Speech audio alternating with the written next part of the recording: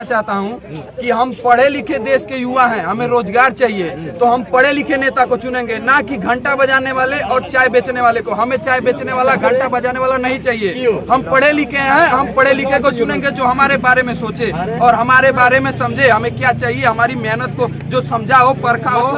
आएंगे गजब नतीजे साइकिल कर अखबार देख लेना, इस बार साइकिल की रफ्तार देख लेना।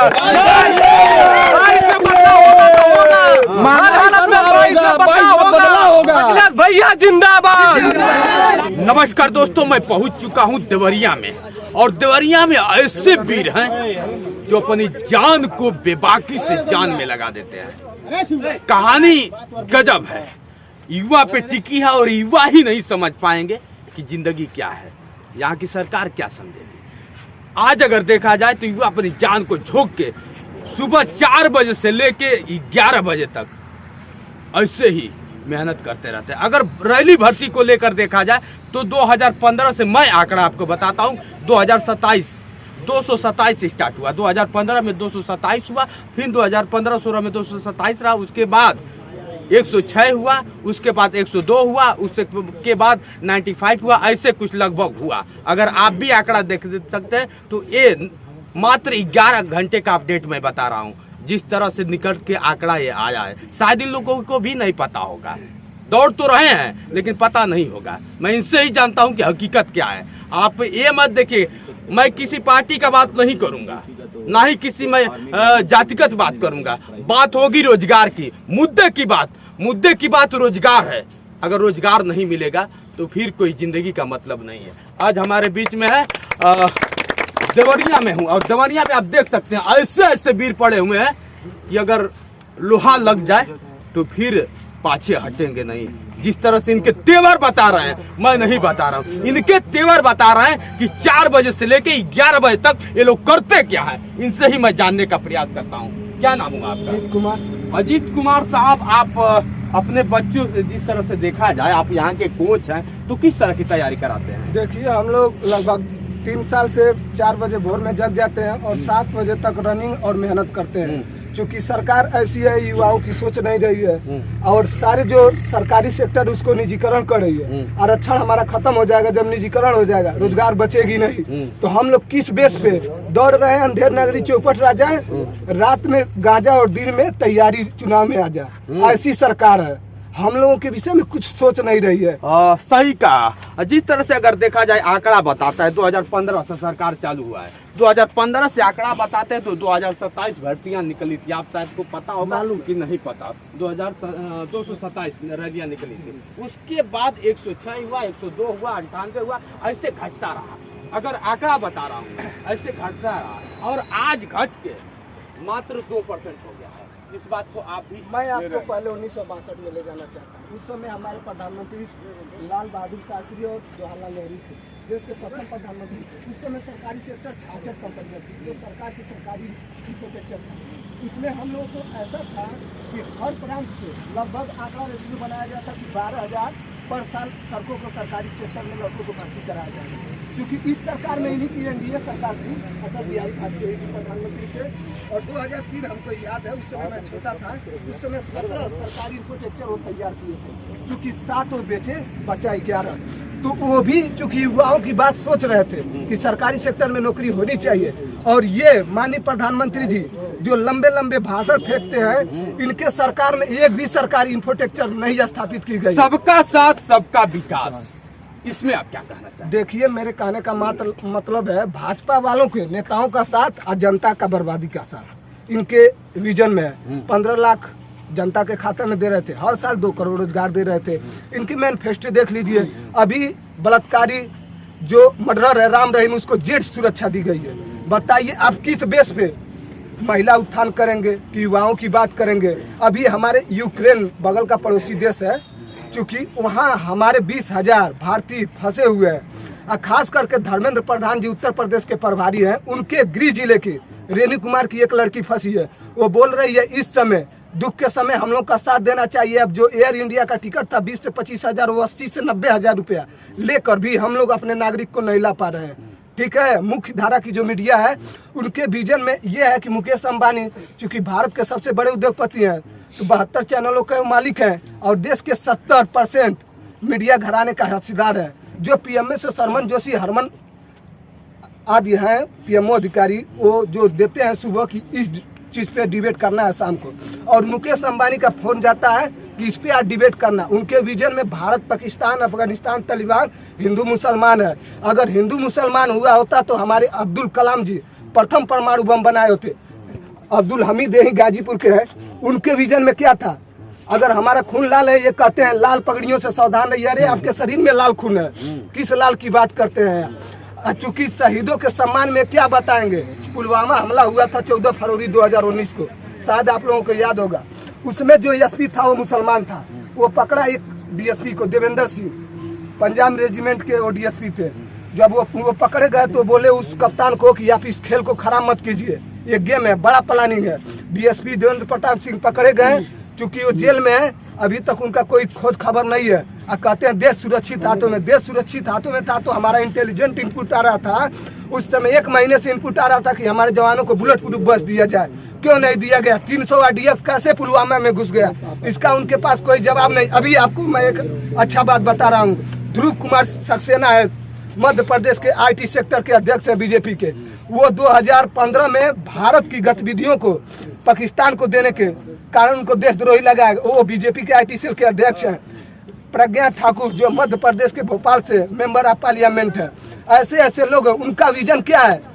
जब 1925 में RSS बना, जब आज़ादी के साथ गांधी जी बोले कि आप लोग हमारा साथ दीजिए, सावरकर बोले हम क्यों लड़े आप लोगों के साथ, ठीक। जिसके मुख्यालय में 52 साल से झंडा नहीं फहरता है वो आज़ादी की बात करते हैं। हमारे युवा 3 साल से भर्ती का इंतजार कर रहे हैं, भर्ती नहीं आ रही है और इनका एज खत्म हो गया। ये एज कैसे मिलेगा? इस विषय पे हमारे प्रधानमंत्री जी ने सोचती बेरोजगारी बढ़ती जा रही है। अगर देखा जाए तो आप भी जानते हैं कि 2 साल से विद्यालयों का हाल क्या है, इसमें आप क्या करें? देखिए, शिक्षा का व्यवस्था इतना लजर है, आप शिक्षित होंगे तो जब आप सवाल पूछेंगे इनको ये चाहिए नहीं, शिक्षा तो इनको देना नहीं है। कोरोना में जिस तरह से शमशान का, अफगानिस्तान का बात कर रहे थे, दूसरे वेब में आप देखे ही है किस तरह लाशों का ढेर नदियों में बहा। और ये हिंदू मुसलमान करने के ही चक्कर में न युवाओं को रोजगार देना है, न जितने युवा सेना की भर्ती कर रहे हैं न इनको भर्ती ला कर देना है, न इनको एज में छूट देना है।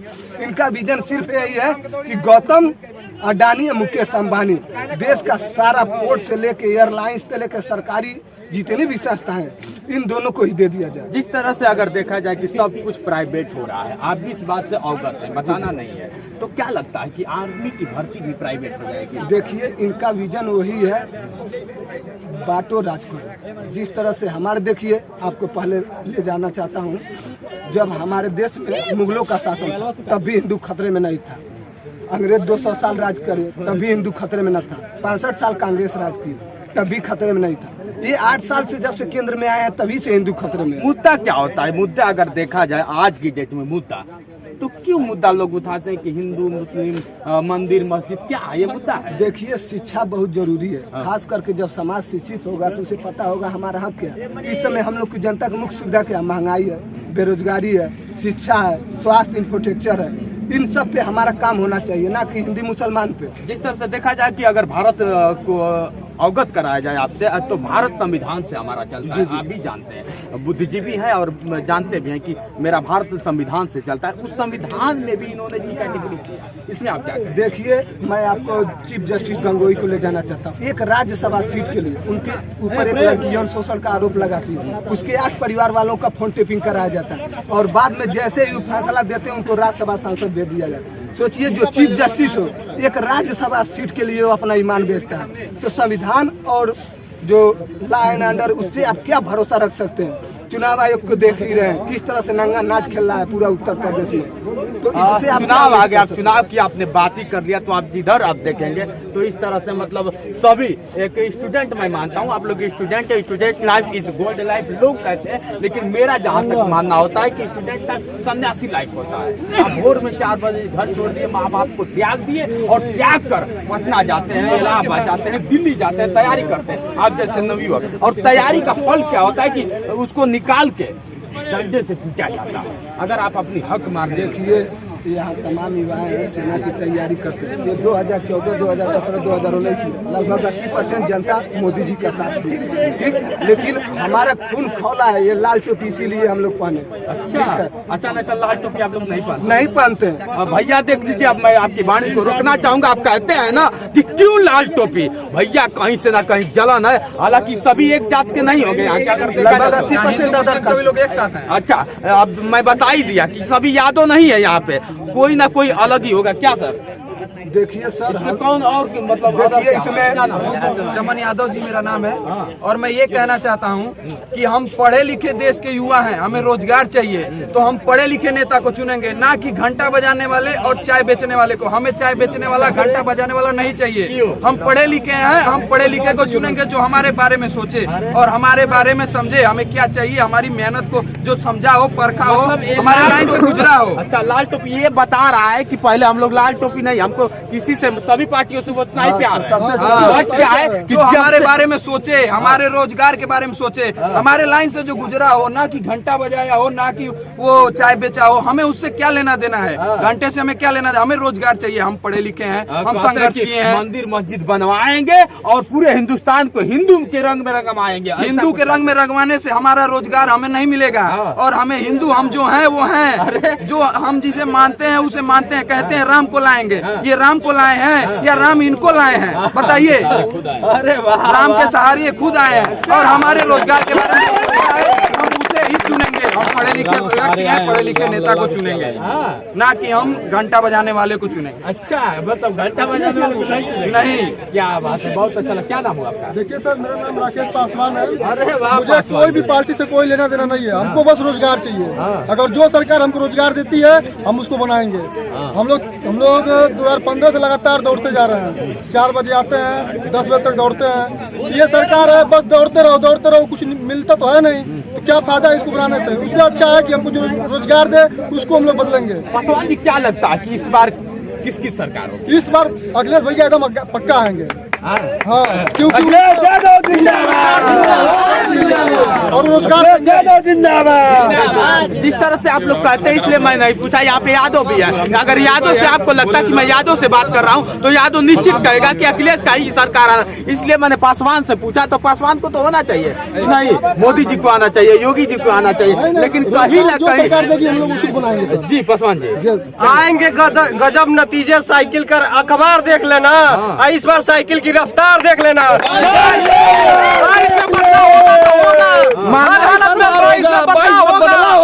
भैया जिंदाबाद।